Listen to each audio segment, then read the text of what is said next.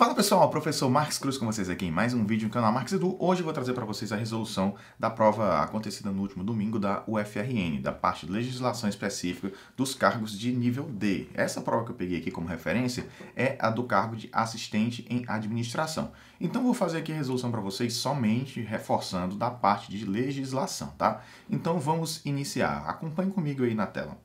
Considerando que expressamente dispõe a Lei 9.784, essa lei é uma lei que trata do processo administrativo, né? Uma lei que está caindo bastante aí, caiu também na prova do IFB, então tem até algumas questões aí que coincidiram, né? De certa forma, assim, alguns itens, porque essas questões estão explorando muito 9.784 e Lei 8.112. Então, é muito comum que aqui e acolá aconteça de alguma questão se sobrepor, tá? Então, considerando que expressamente dispõe a Lei 9.784, de 29 de janeiro de 1999, a qual regula o processo administrativo, né? Lembrando que esse processo administrativo aqui não é o processo administrativo disciplinar, é o processo administrativo de forma geral, tá? Não é somente disciplinar. No âmbito da administração pública federal, analise as afirmativas abaixo. Então, nós temos aqui algumas afirmativas e nós vamos analisar, né, cada uma delas. Primeiro, os prazos começam a correr a partir da data da cientificação oficial, incluindo-se na contagem o dia do começo e excluindo-se o do vencimento. Ó, essa questão parece estar correta, exceto por esse terminho que ele coloca aqui, certo? Porque lá no artigo 66, ele vai dizer para a gente basicamente isso, só que ele coloca excluindo-se na contagem o dia do começo e excluindo o do vencimento, né? Então, a gente tem que esse primeiro item aqui está errado. Se o primeiro está errado e a questão diz das afirmativas estão corretas, a gente já pode eliminar a letra A e também podemos eliminar a letra C. E agora, né, vamos dar continuidade aqui analisando a letra B. Em decisão na qual se evidencie não acarretarem lesão ao interesse público nem prejuízo a terceiros, a atos que apresentem defeitos sanáveis, poderão ser convalidados pela própria administração? Já garanto para vocês que sim, isso aqui é verdadeiro. E onde é que nós vamos encontrar o embasamento para responder isso aqui? Lá no artigo 55, tá? Então, vou botar aqui só o número, artigo 55. Já sabe que é no artigo também, tá? Então, lá no artigo 55, você vai encontrar um embasamento que vai dizer exatamente isso aqui, como a gente está vendo. E, né, no item 3, ó, a gente sabe que o 2 é verdadeiro. Se o 2 é verdadeiro, já elimina a letra D, a gente já sabe que é a letra B. Mas vamos dar continuidade, né? Em decisão, 3. Salvo um motivo de força maior devidamente comprovado, os prazos processuais não se suspendem. Perfeito, pessoal. Isso aqui é perfeito lá no artigo 67. Artigo 67, tá? Essa parte aqui está lá no artigo 67. Você pode conferir depois. Então, aqui, verdadeiro. E vamos entender agora por que essa última parte aqui, o 4, né? Por que ele está errado, então, né? Porque a gente viu pela nossa alternativa só o 2 e 3. 2 e 3 estão corretos. Então, vamos lá. Terão prioridade na tramitação em qualquer órgão ou instância os procedimentos administrativos que figurem como parte ou interessado, pessoa com idade igual ou superior a 50 anos. E é esse tópico aqui, essa questão, que eu já coloco para vocês que ela coincidiu com o IFB. O IFB trouxe uma questão em que ele tratava justamente da idade no processo administrativo disciplinar, no processo administrativo pela Lei 9.784. E exatamente esse tópico é esse aqui do item 4, né? E a gente sabe lá que são 60 anos. Se você não sabe do que eu estou falando, recomendo que você dê uma olhadinha lá no último vídeo que eu publiquei aqui no canal, que então você vai poder ter uma noção melhor, tá? Mas vamos lá, esse aqui está errado, de fato, letra B. Vamos para a questão 12. Conforme as normas previstas na Lei 9.784, ou seja, mais uma vez, né, a Lei do Processo Administrativo, vamos logo lá para a questão. Deve ser observado, entre outros, o critério de a permissão de cobrança de despesas processuais, ressalvadas as situações vedadas. Não, deve ser o contrário, né, pessoal? Não é permitir a cobrança, né? É para proibição de cobranças, ressalvadas situações vedadas por lei, né? Então, esse item aqui, ele está errado, tá? Ah, professor, eu quero saber onde é que fala sobre isso. Você vai lá no artigo 2º. Artigo 2º, lá dessa lei, né? Se você quiser saber exatamente qual é o inciso, no inciso exatamente 11, tá? Então, isso aqui vai responder ao item A, dizer que ele está errado, na verdade, tá? Atendimento a fins de interesse geral, facultada a renúncia total dos poderes ou competências, salvo autorização em lei. Olha aí, esse tópico também está errado, porque ele coloca esse facultada aqui. E no lugar desse facultada, sim, deveria ser vedada, proibida, tá? Então, é proibido, na verdade. E isso aqui, então, está errado. Ah, professor, eu quero saber onde é que está o embasamento para essa também. Está lá no artigo 2º, só que no inciso 2, tá? Está lá no inciso 2. Então, todos aqui vão ser lá no artigo 2º. Então, só vou botar o inciso aqui do lado. Adequação entre meios e fins, permitida a imposição de obrigações, restrições e sanções em medida superior àquelas necessárias ao entendimento do interesse público, a depender do caso. Pessoal, esse item C é aquele tipo de questão que, por mais que você não tenha lido, você tem que ter quando você lê a alternativa, você tem que interpretar. E essa interpretação aqui, ela não é difícil. Olha, acompanhe comigo. Perceba que a questão está falando que no processo administrativo deve ser observado, entre outros, o critério. Imagine que a gente está falando do critério de adequação entre meios e fins. Permitida a imposição de obrigações, restrições e sanções em medida superior às necessárias. Não tem nem sentido. Dizer, você pode ter aí uma sanção superior àquela necessária. Não faz sentido, né? Então, esse item aqui é aquele item que você não leu e não deveria marcar de forma alguma. Fica até calado em relação à letra A, talvez você, né, não tenha interpretado bem a B, mas a letra C é uma que você não poderia ter marcado, tá? E onde é que está o embasamento da letra C? Ela está lá no artigo 2º.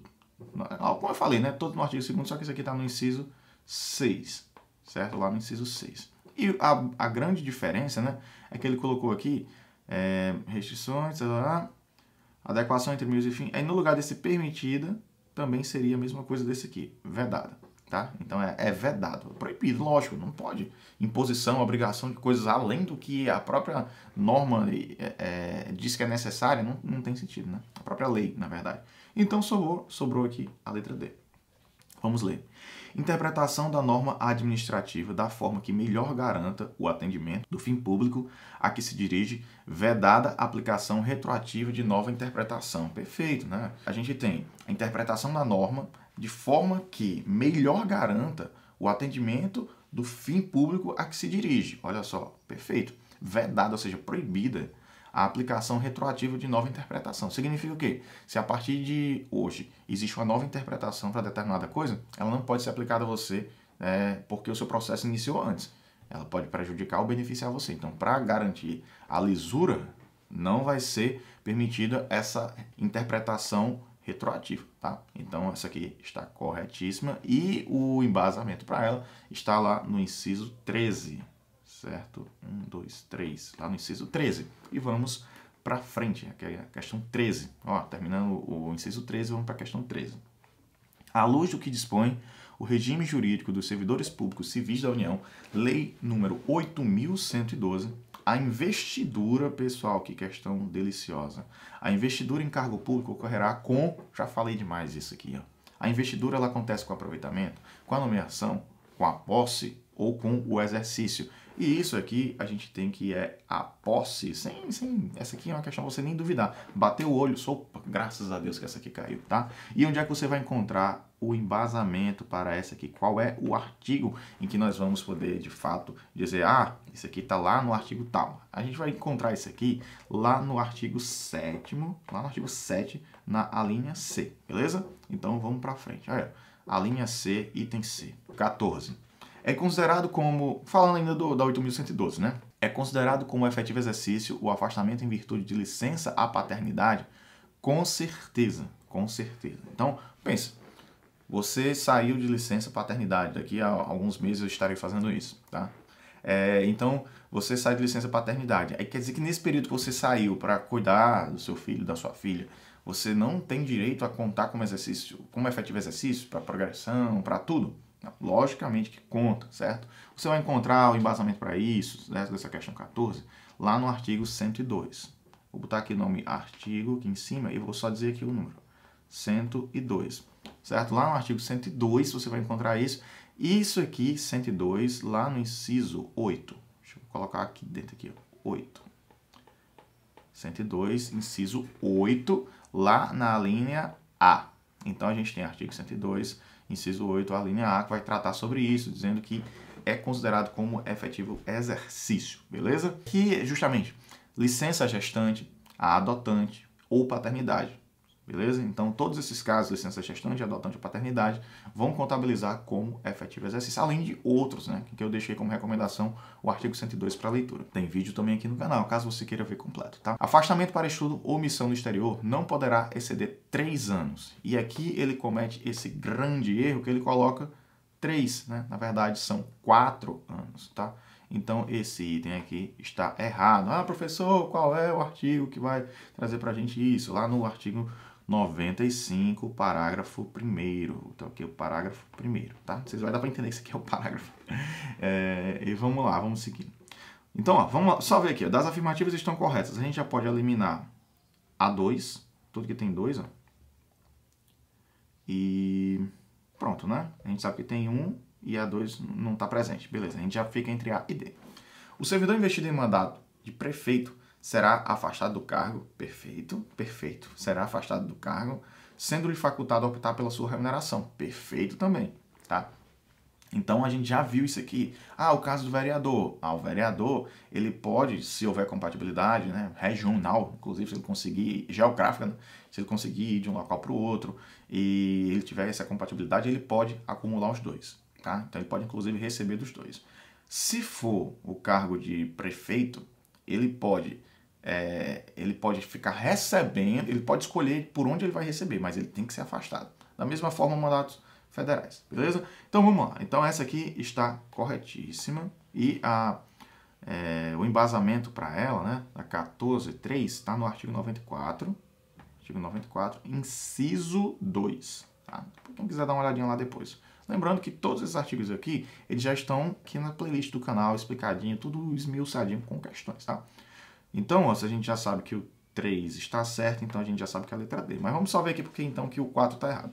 O afastamento para a realização de programa de doutorado somente será concedido ao servidor titular de encargo no respectivo órgão ou entidade há pelo menos 3 anos, incluindo o estágio probatório. E aqui que está o erro, porque também são 4 anos.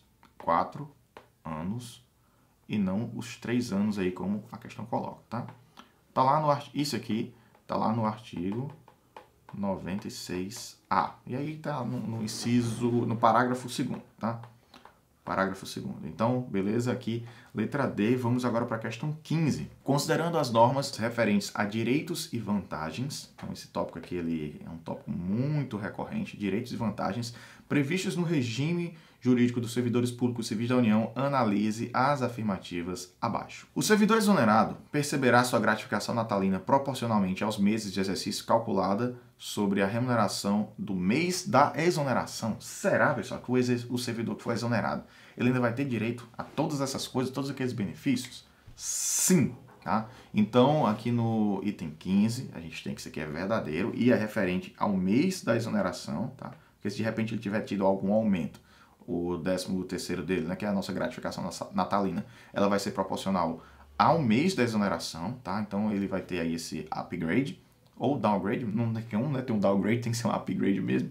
E isso aqui está lá no artigo 65, tá? Vou botar só aqui também assim, artigo, e esse aqui está no 65. Beleza, então o 1 está correto. Se o 1 está correto, a gente já elimina a letra A, elimina a letra D. Então ficamos entre B e C. Se a gente souber que a segunda está correta, a gente já mata que é a letra B. Se a segunda estiver incorreta, a gente já mata que é a letra C. Então, né, fica fácil de você conseguir resolver de forma mais rápida na sua prova do concurso. Um dos requisitos para o deferimento do auxílio moradia é que nenhuma outra pessoa que resida como servidor receba auxílio moradia, obviamente. Então, esse aqui é verdadeiro. Lá no artigo, questão 15, lá no artigo 60B. 60B, que vai trazer essas condições, né, pra gente, tá? A pessoa não pode ter residência na mesma cidade, né? Você não pode ter uma propriedade no seu nome, uma residência na mesma cidade, entre outras questões, né? Caso você divida a residência com outra pessoa, a pessoa também não pode receber o auxílio moradia. 2 auxílios não pode pagar a mesma casa. Então a gente já sabe que é a letra B, né? Que de fato, então 15 é B. Vamos só ver porque aqui as outras estão incorretas.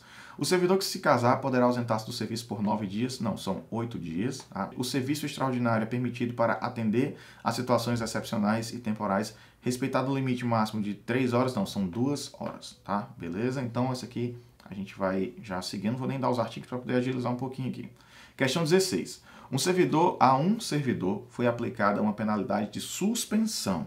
Olha só, suspensão. A gente falou sobre isso aqui no vídeo 19 do canal e também na live, na super live. Então foi aplicada uma suspensão de 12 dias. Segundo as disposições do regime jurídico dos servidores públicos civis da União, essa penalidade deverá ter seu registro cancelado após o decurso de... Então a gente está falando de registro cancelado. E a gente está falando de suspensão. Então, suspensão, registro cancelado. A gente tem duas situações. A gente tem registro cancelado, vou botar só assim, ó, R, registro cancelado. A gente tem uma situação da advertência, opa, aqui. E a gente tem outra situação da suspensão. No caso de advertência, é uma coisa mais leve, mais light. Então, 3 anos. E no caso da suspensão, que é mais grave, 5 anos. E isso aqui é 3 anos, 5 anos de efetivo exercício, tá? Reforçando que ele não pode ter praticado uma nova infração dentro desse período, tá? Senão vai começar a contar novamente a partir daquele momento. A gente está falando aqui de suspensão. Suspensão é esse caso aqui, né? Suspensão. Então, são 5 anos de efetivo exercício. Então, 5 anos de efetivo exercício só tem a letra A. Vamos só conferir. Se o servidor não praticar nova infração disciplinar nesse período, perfeito. Então, essa aqui é uma questão muito boa também, tá? Questão 17. O servidor em débito com o erário teve sua aposentadoria cassada. Então, a gente está vendo aqui um caso de aposentadoria cassada. À luz das disposições expressas no regime jurídico dos servidores públicos civis da União, Lei 8.112, esse servidor deve quitar o débito no prazo de... Pessoal, isso aqui eu falei já na live, né? São 60 dias, tá? Então aqui não tem, 40... Não, isso aqui é uma questão direta. Ou você sabe, ou você não sabe. Aqui não é questão que dá para você ler e interpretar. Essa aqui é uma questão que você já precisa ter lido, precisa ter ciência, né? Saber já, ter o conhecimento já, essa informação na cabeça já decorada mesmo, memorizada, tá? Onde é que a gente encontra o embasamento para essa questão número 17? Lá no artigo 47, que vai dizer para a gente que são 60 dias. Então, aqui não tem para onde correr. Tem que ler, tem que fazer todas as suas anotações para você lembrar realmente, tá? E recomendo que você veja os vídeos aqui do canal. De acordo com as normas previstas no regime jurídico dos servidores públicos civis da União, Lei 8.112, o servidor poderá ausentar-se do serviço sem qualquer prejuízo por 3 dias para recadastramento eleitoral? Errado. Até 2 dias. 10 dias consecutivos em decorrência de casamento? Errado. São 8 dias. Né? A gente até falou agora aqui, algumas das questões. 8 dias consecutivos em razão de falecimento de enteado?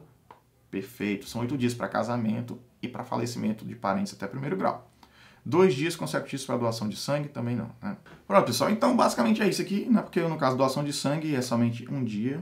Então, todas aqui estão incorretas. Questão 18, onde é que eu encontro, professor? Lá no artigo 97, tá? 97. Aí, se você quiser ver exatamente qual é o artigo, qual é o inciso mesmo, né? Que vai falar, porque no artigo 97, exatamente lá no inciso 3, a linha B, é onde você vai encontrar especificamente falando sobre essa situação aqui. 19. Vamos para a questão de número 19 agora, né? Interessante que essa questão 19, ela está com embasamento no artigo 19. Eles gostaram de fazer esse trocadilhozinho aí. Questão 19, artigo 19. Não sei nem se alguém pensou nisso, né? De acordo com as normas expressas na Lei 8.112, os servidores cumprirão jornadas de trabalho fixada em razão das atribuições pertinentes aos respectivos cargos, respeitada a duração máxima de trabalho semanal de... Pessoal, qual é a jornada? 40 horas semanais. Carga horária, né? A jornada diária mínima de 6, no máximo 8. Lembrando que naquele caso de prestação de serviço extraordinário, vai até 2 horas. Ou seja, o máximo de trabalho que a pessoa pode ter, mesmo de forma extraordinária, em um dia, são 10 horas. Tá? E se for um trabalho noturno, a hora conta como um tempo menor, tá? 52 minutos e 30 segundos. Então vamos lá. A gente tem aqui 30 horas. Não, a gente sabe que o mínimo não são 30 horas, então já tá errado. São 40 horas. A gente tem duas opções aqui com 40 horas, então 30 já elimina. 40 horas, observar os limites mínimo e máximo de 6 horas, perfeito, e 10 horas. Não, errado, tá? É de 8 horas. 40 horas e observados os limites mínimo e máximo de 6 horas e 8 horas diárias, respectivamente. Perfeito.